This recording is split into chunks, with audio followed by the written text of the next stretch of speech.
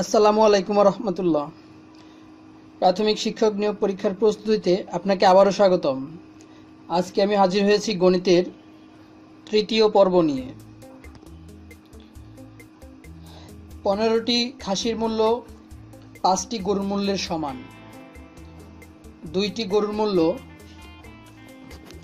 3000 টাকা হলে 3টি খাসির মূল্য কত? এখানে সঠিক উত্তরটি হবে 1500 টাকা। পাশের চিত্রটি লক্ষ্য করলে বুঝতে পারবেন ম্যাথটি করে দেওয়া আছে। যেখানে 2টি গরুর মূল্য 3000 টাকা যদি হয়, তাহলে 5টি গরুর মূল্য হবে 15000 টাকা। 15টি খাসির মূল্য 15000 টাকা, সুতরাং একটি খাসির মূল্য কত? 3টি খাসির মূল্য কত?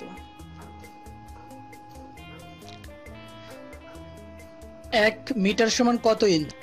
1 মিটার সমান 39.37 ইঞ্চি।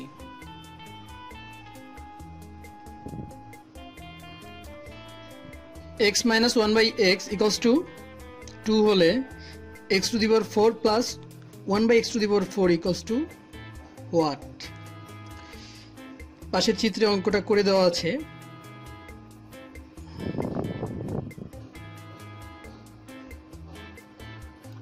বুঝতে না পারলে কমেন্টে জানাবেন।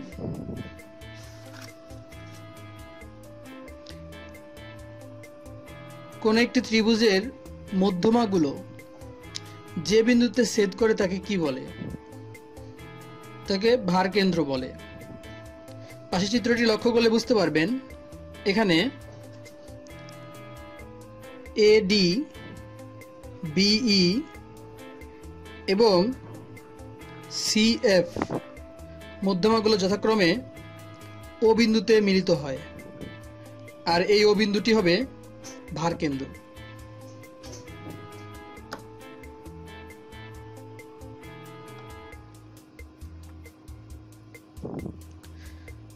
ধারাটির পরের পদটি কত?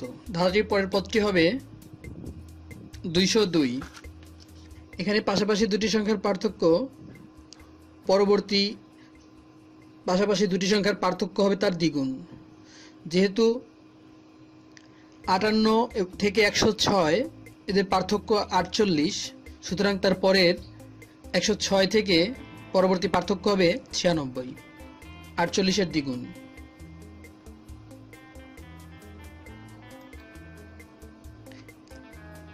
(120 ডিগ্রি কোণের সম্পূরক কোণ কত? আমরা আগেই শিখেছি যে দুটি কোণের সমষ্টি যদি 180 ডিগ্রি হয় তাহলে এরা পরস্পর সম্পূরক কোণ। সেহেতু 180 থেকে 120 বাদ দিলে যেটা হয় সেটা 60 ডিগ্রি।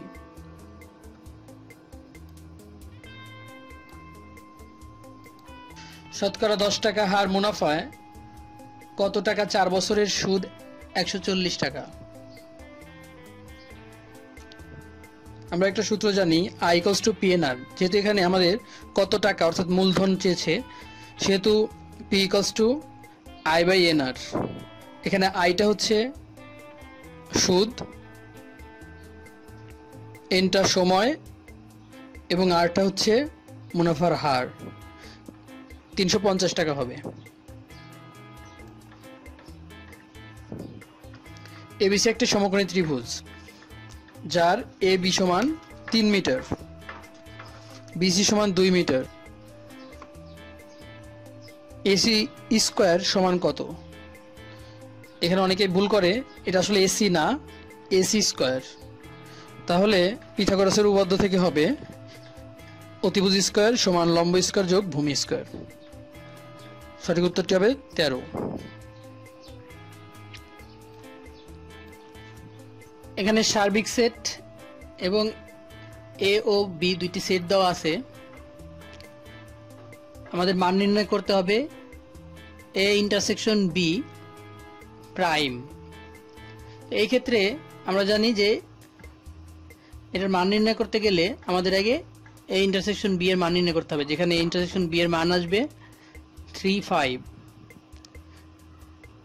সুতরাং A ইন্টারসেকশন B প্রাইমের মানটা হবে union minus A intersection B। সুতরাং সঠিক উত্তরটি হবে 1, 2, 4, 6।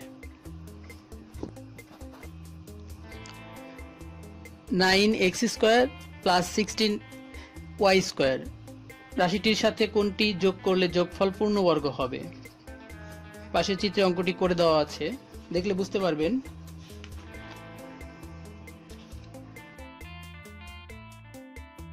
1 থেকে 100 পর্যন্ত সমান কত? আমরা আগে শিখেছিলাম যে শেষ পদ সংখ্যা যদি n হয়, অর্থাৎ n = 100, তাহলে আমরা খুব সহজে বের করতে পারবো n × n + 1/2। এখানে মান বসিয়ে দিলে যেটা হবে সেটা হচ্ছে 5050। 1 থেকে 100 পর্যন্ত সংখ্যাগুলোর সমষ্টি 5050। এক ব্যক্তি তার স্ত্রীর চেয়ে 3 বছরের বড় এবং তার স্ত্রী তাদের ছেলের বয়সের 4 গুণ। 4 বছর পর ছেলের বয়স 12 বছর হলে লোকটির বর্তমান বয়স কত?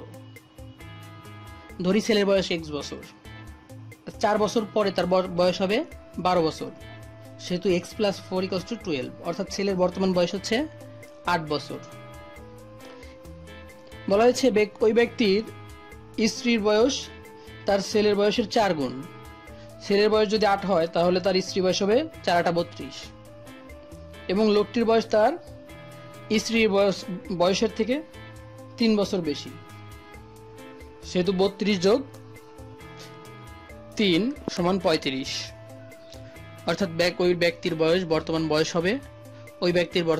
হবে 35 বছর।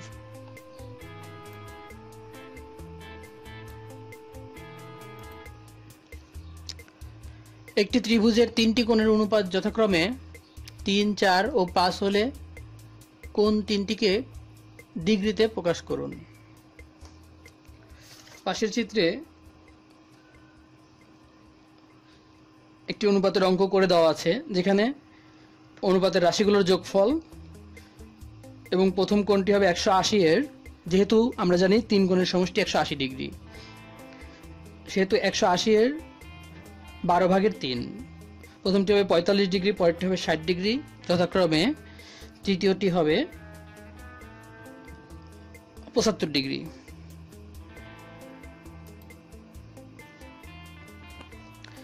একটি সরলরেখার ওপর অঙ্কিত বর্গ ওই সরলরেখার অর্ধেকের ওপর অঙ্কিত বর্গের কত গুণ? পাশের চিত্রটি লক্ষ্য করুন। যদি আমরা AB একটি সরলরেখা ধরি, তাহলে এই সরলরেখার উপরে অঙ্কিত যে বর্গ সেটা হচ্ছে ABCD। উক্ত সরলরেখা AB এর অর্ধেক AE এর উপরে যদি একটা বর্গ আঁকানো হয়, বর্গটি হবে AEFG। ABCD বর্গের 1/4 হবে AEFG, অর্থাৎ বড়টি হবে ছোটটির 4 গুণ বা 4 গুণ। 10টি সংখ্যার যোগফল দেওয়া আছে। প্রথম 4টি সংখ্যার গড় দেওয়া আছে এবং শেষ 5টি সংখ্যার গড় দেওয়া আছে। পঞ্চম সংখ্যাটি কত? প্রথম সংখ্যাগুলোর সমষ্টি এবং শেষ সংখ্যাগুলোর সমষ্টি যোগফল 10টি সংখ্যার যোগফল থেকে বিয়োগ করলে যা পাওয়া যাবে সেটা হচ্ছে 64। এত এর 1% হচ্ছে 0.00023। x - y = 3, x + y = 6 হলে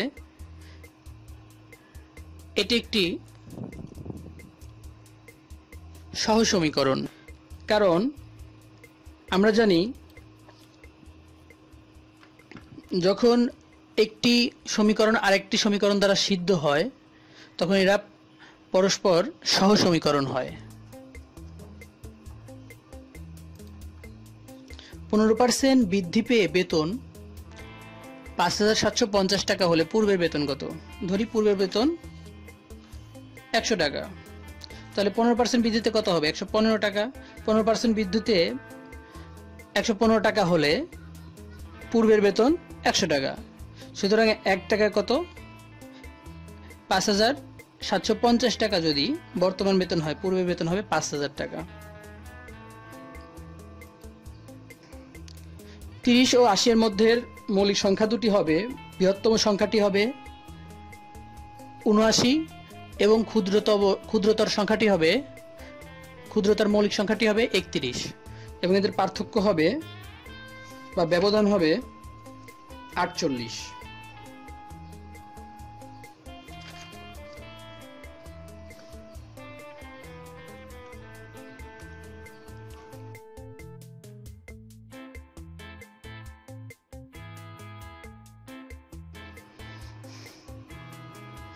চার বর্গফুট একটি বর্গাকার জায়গা ঢাকতে 4 বর্গফুট ক্ষেত্র বিশিষ্ট কয়টি পাথর লাগবে?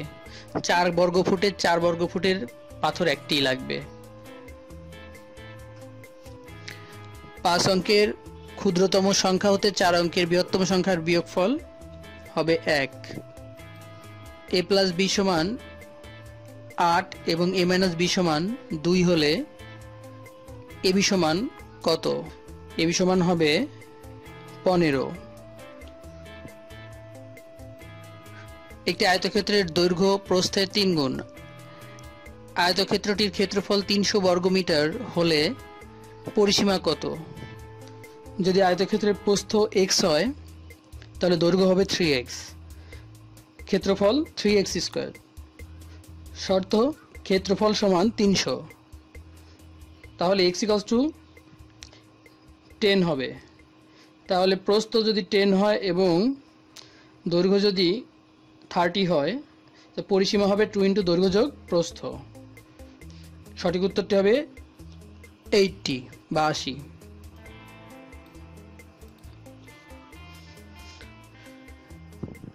ধারাটির 11তম পদ কত? আমরা পাশাপাশি দুটি সংখ্যার পার্থক্য দেখলে বুঝতে পারবো ধারাটিতে পাশাপাশি দুটি সংখ্যার পার্থক্য পরবর্তী পাশাপাশি দুটি সংখ্যার পার্থক্য থেকে 1 কম, অর্থাৎ প্রতিবার পাশাপাশি দুটি সংখ্যার পার্থক্য 1 করে বৃদ্ধি পায়। সুতরাং 11তম সংখ্যা বা 11তম পদটি হবে 66। ধন্যবাদ এতক্ষণ সাথে থাকার জন্য। পরবর্তী ভিডিওটি পেতে চ্যানেলটিকে সাবস্ক্রাইব করুন এবং পাশে থাকা বেল আইকনটি প্রেস করুন। দেখা হবে আবার কোনো ভিডিও নিয়ে। ততক্ষণে সবাই ভালো থাকবেন। আল্লাহ হাফেজ।